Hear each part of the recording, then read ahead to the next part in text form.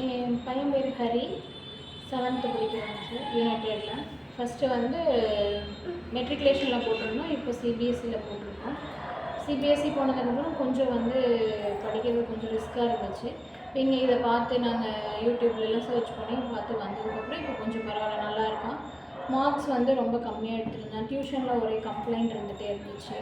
இந்த மாதிரி படிக்க மாட்டேங்கிறான், பெரிய கொஷின்ஸ் படிக்க மாட்டேங்கிறான், 5 மார்க் 6 மார்க்கு எஸ்ஏ எல்லாம் படிக்க மாட்டேங்கிறான்னு சொல்லிட்டு இப்போ அதெல்லாம் படிச்சுக்கிறான் அப்படின்ட்டு அவங்க டியூஷன் மிஸ்ஸே சொல்கிறாங்க. அதே மாதிரி மார்க்லேயும் இம்ப்ரூவ்மெண்ட் இருக்குது, படிக்கிறதுலையும் நல்ல இம்ப்ரூவ்மெண்ட்ஸ் இருக்குங்க சார்.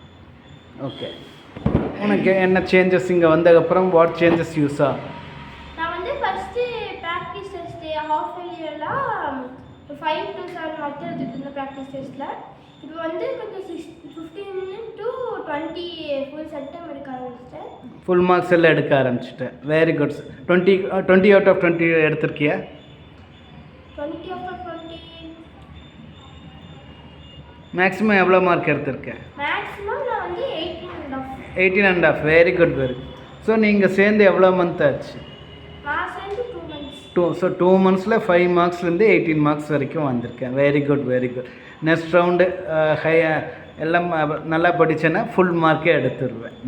ஃப்யூச்சரில் என்ன ஆகணும்னு ஆசைப்பட்றேன்? நான் பிஸ்னஸ் மேன் ஆகணும்னு ஆசைப்படுறேன். Very good, very good. So mark ஃபுல்லாக இருக்கும்போது இன்னும் நல்லா பிஸ்னஸ் பண்ணுவேன்.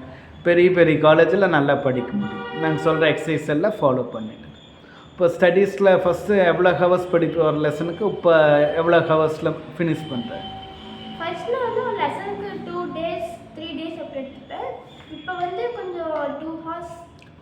2 daysலேருந்து 2 ஹவர்ஸுக்கு ஸ்டார்ட் ஆகிடுச்சா? ஸோ 2 days படித்தாலும் அவ்வளோ சாட்டிஸ்ஃபை ஆகாது, மார்க் எடுக்க முடியல. இப்போ 2 ஹவர்ஸில் படித்து மார்க் எடுக்கிறேன்.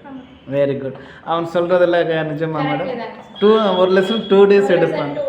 அதான் பெரிய கொஷின்ஸே படிக்க மாட்டான். அது மிஸ் சொல்லிட்டே தான் இருப்பாங்க, டியூஷனில் சொல்லிட்டே தான் இருப்பாங்க.